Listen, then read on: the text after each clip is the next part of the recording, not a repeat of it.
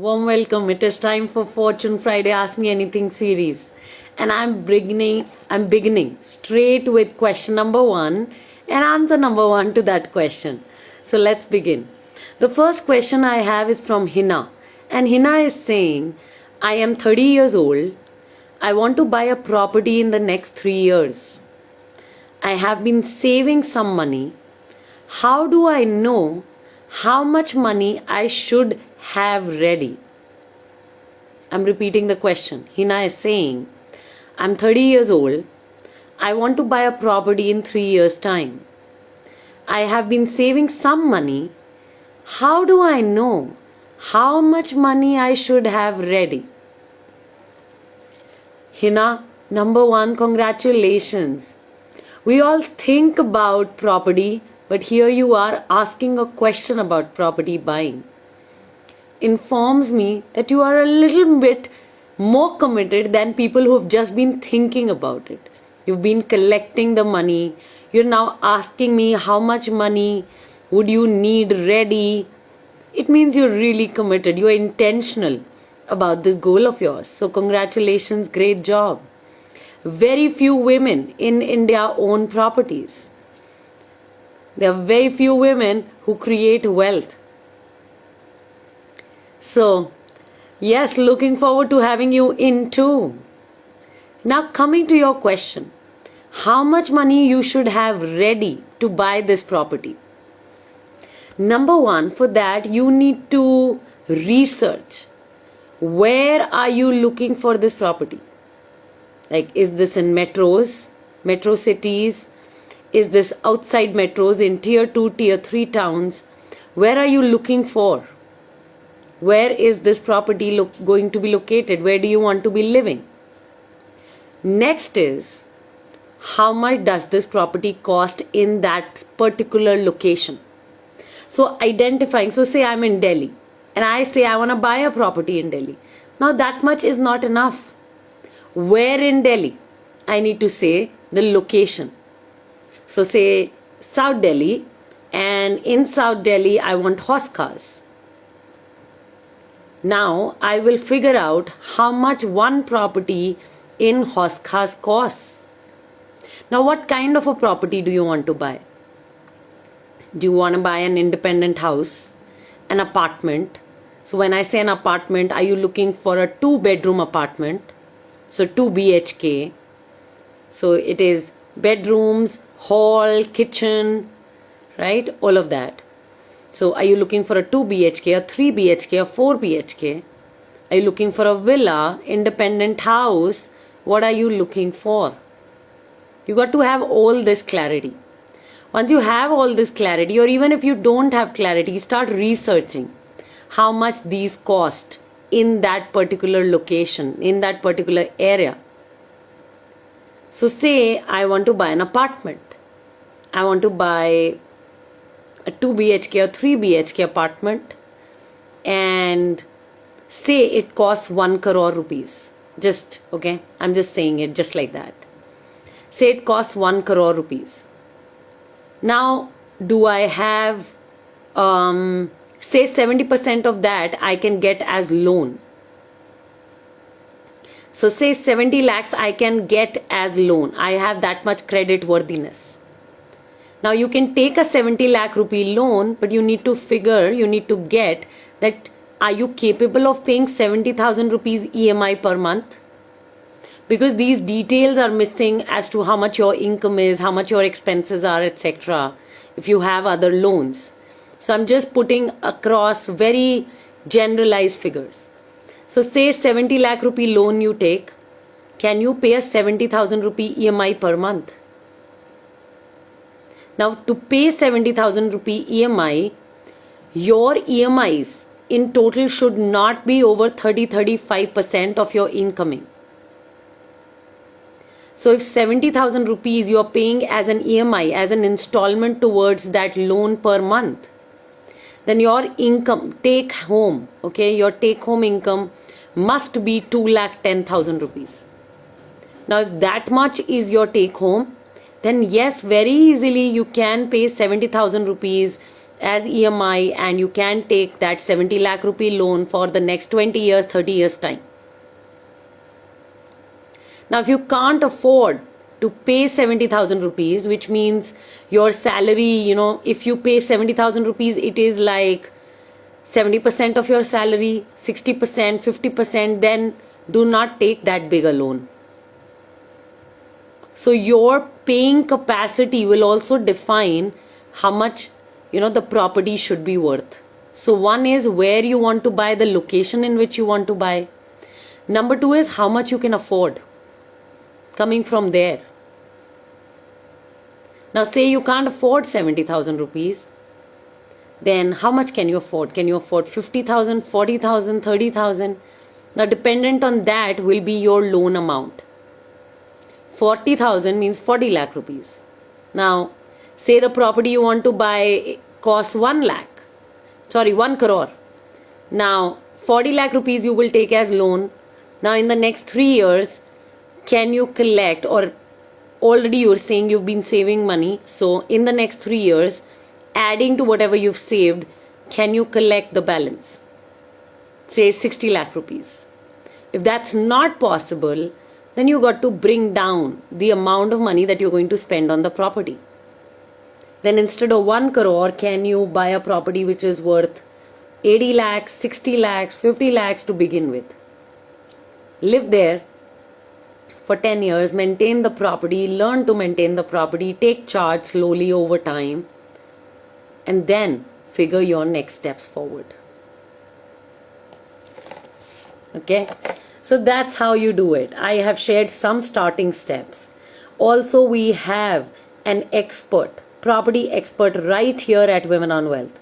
So if you're looking at buying a property but you don't understand paperwork, you're looking at buying a property, you don't understand how to identify a great location, you want support, right? You want a sounding board. You're willing to do the legwork. You're willing to go all out in your city and identify a property, but you are looking for a sounding board, somebody who has expertise in buying and selling properties. So that service is available right here. That coaching, that consulting around property buying is available right here at Women on Wealth. So take advantage, DM us if you want to talk with our property consultant. He will coach you, guide you, support you in buying that property with complete know-how. A lot of people get into buying the property without complete knowledge, and they learn on the way. A lot of people also make mistakes on the way. There is a lot of money that gets involved once property buying process begins. So instead of putting so much money at stake, put a little money at stake, take some coaching, learn the process first. Once you've learned the process, then go ahead, buy that property. Gunjan, you're saying you have to pay the home loan. Okay, got that. She's saying if I want to buy a house in South Delhi, house is worth 3.5 crore rupees right now. How much down payment and how much loan? And what's the salary? Okay. And what is the salary one needs to pay the home loan? Okay. The plug is getting a little dheela. Okay. So Gunjan, you're saying you want to buy a property worth 3.5 crore rupees. Now how much down payment? Now say if this is a ready to move property, well, then the down payment is much more, right? And how much loan you will get will be dependent on how much you register the property for. So if this is an all check property, okay, you're paying completely by check, the guy is also receiving all the money by check, then yeah, if you can pay 3 lakh rupees EMI per month, you can get a 3 crore rupee loan. Is that much credit worthiness that you have? And can you pay 3 lakh rupees per month as EMI? Right? If you register the property at this rate. So yeah, something like that. You got to first, I think, figure now that can I pay the EMI? How much loan can I afford? Can I pay the EMI for it? Okay, just divide the loan amount by 100 and say, can you pay the EMI? That's how you do it.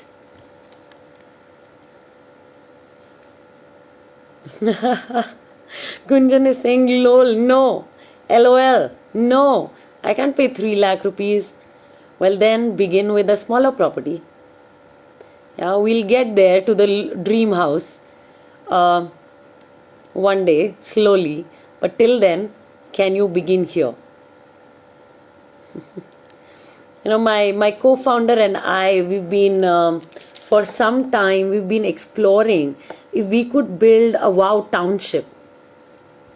A township where only women own properties, where only women can sell those properties, where there is women's police force, where there are services and products available which are very, very women-centric. They really speak with the demands that women have.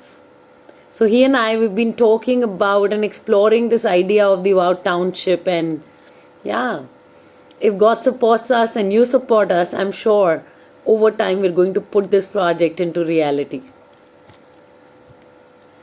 Janet is saying, I love this general breakdown of what all we should be thinking of before making this big purchase. Absolutely, Janet. Hi Ritika, welcome. Thank you, Gunjan.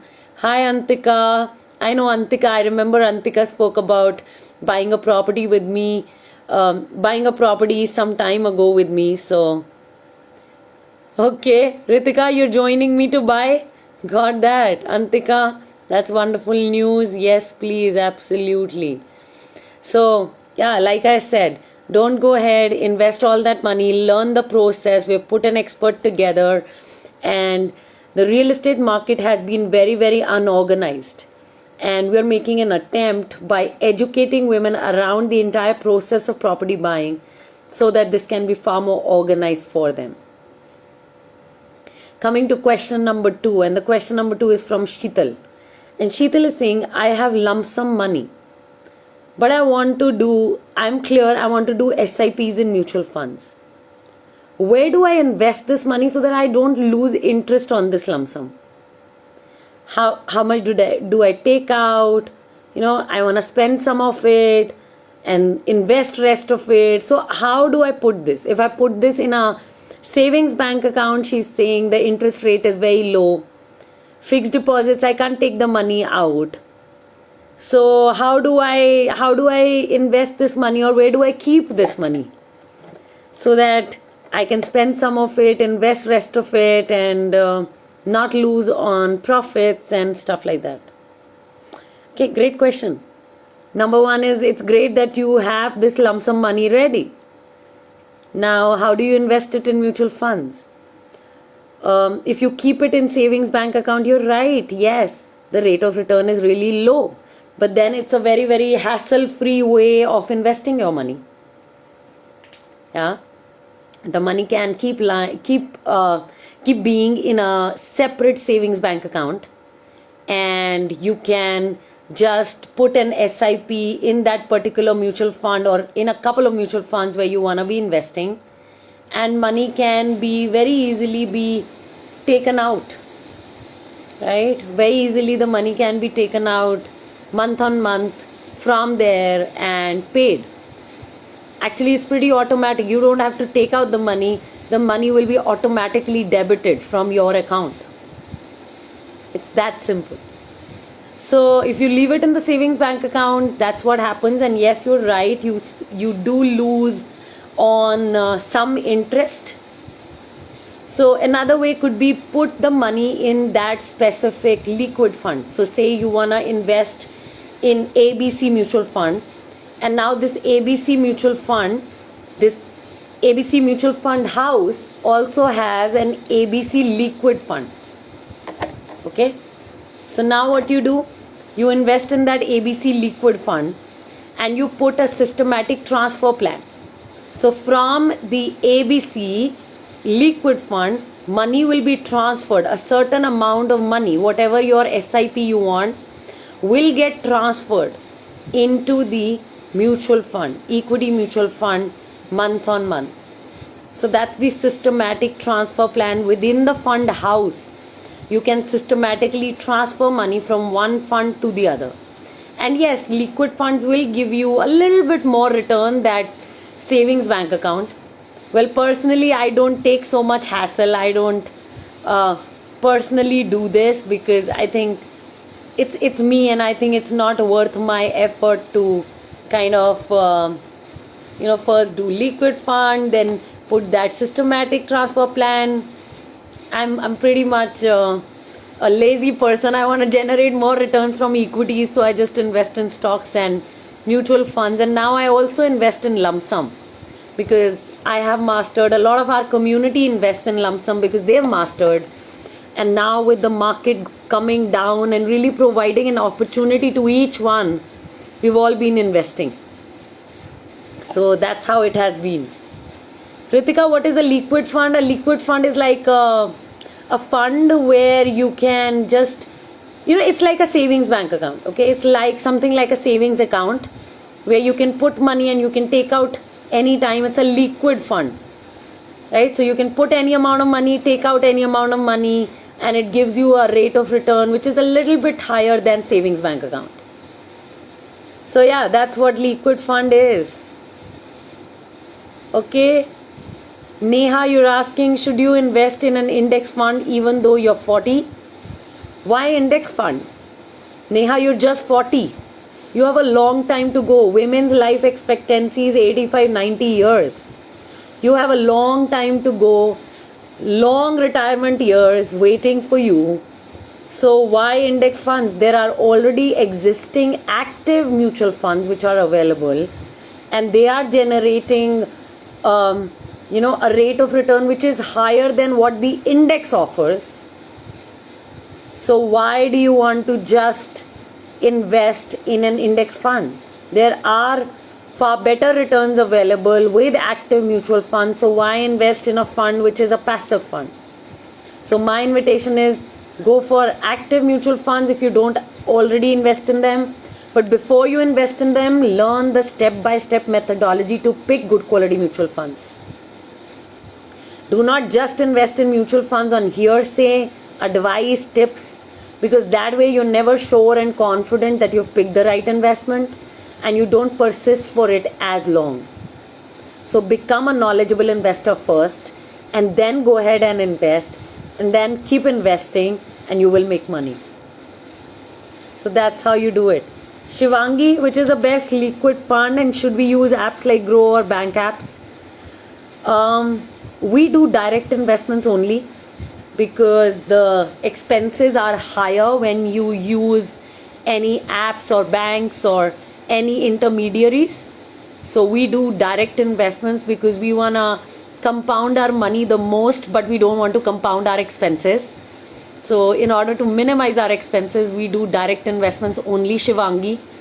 And I'm not a financial advisor, right? I'm not a financial advisor, and I never tell people to invest here, there or anywhere. I tell people, I educate people on the step-by-step methodologies to pick good quality mutual funds and other investments. So you learn the methodology, and that way for the rest of your life you're independent. You will never ever ask anybody, okay, tell me where should I invest? Tell me which fund should I invest in? Once you are financially educated, for the rest of your life, you never ever ask anybody where you should be investing. You just invest your money, and your money keeps growing. So that's how you do it, Shivangi. On this note, I'm closing this live, everybody. Keep coming for your financial growth and keep asking your questions. Keep sending them in so that you can be taken care of, you can be contributed to. We're sitting right here for you to make a difference to you and your money life. Keep coming. Take charge. Bye-bye.